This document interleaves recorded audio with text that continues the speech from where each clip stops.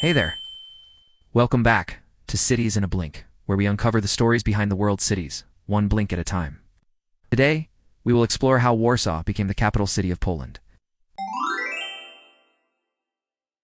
Warsaw's story begins with a river that quietly pulls history toward it. The city sits on the Vistula, Poland's great north-south artery, a natural corridor linking inland regions to the Baltic Sea. For centuries, whoever controlled the Vistula trade routes and crossings controlled the economic heartbeat of the Polish lands.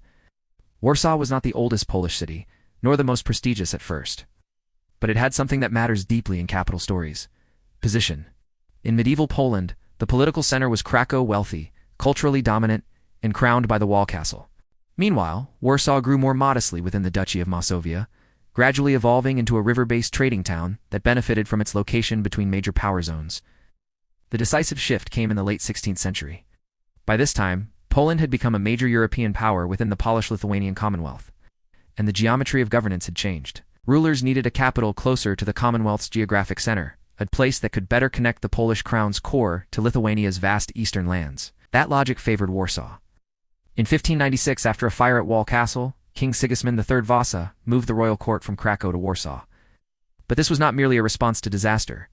It was a strategic pivot. Warsaw was better positioned for ruling a sprawling multi-regional state, and it offered easier access for the nobility and parliament in an era of elective monarchy. Over time, this move transformed Warsaw into the de facto political center of the Commonwealth. And crucially, Warsaw wasn't just where the king lived, it became where the state worked. The same and key political assemblies increasingly centered around the city. Administrative functions clustered. Aristocrats built residences. Diplomacy gravitated toward the new seat of power.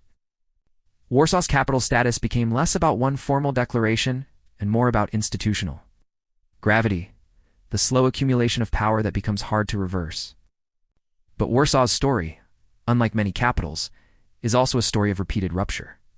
In the late 18th century, Poland was partitioned by neighboring empires. The Commonwealth disappeared from the map. Warsaw's sovereignty was stripped away, but its symbolic role intensified. Even when it was no longer the capital of an independent Poland, it remained the place where Polish statehood was most fiercely remembered, contested, and imagined. The 19th century brought cycles of uprisings, repression, and political struggle. Warsaw remained a center of resistance and identity under foreign rule. It was, in a sense, capital without a state, a city carrying the idea of nationhood in its institutions, culture, and public life. Then the 20th century brought both restoration and catastrophe. After World War I, Poland regained independence in 1918, and Warsaw returned as the capital of a sovereign state. But the worst test came during World War II.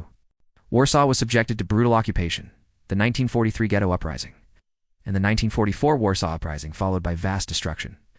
The city was devastated on a scale that might have ended many capital stories altogether. But Warsaw did something extraordinary. It returned.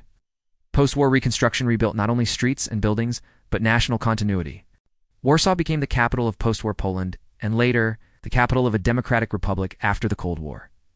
The city's modern identity now carries a dual message: resilience through destruction and renewal through memory. Today, Warsaw is the political, economic, and cultural engine of Poland, a modern European capital that wears history not as a backdrop, but as a core part of its identity. The skyline of glass and steel exists beside reconstructed old quarters and monuments of remembrance, telling a uniquely layered story of loss and national rebuilding. So why Warsaw?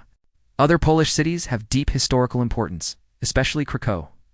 But Warsaw combined strategic centrality, a vital river location, and a decisive royal move that aligned the capital with the geography of the Commonwealth. Later, even when Poland vanished from the map, Warsaw retained unmatched symbolic gravity.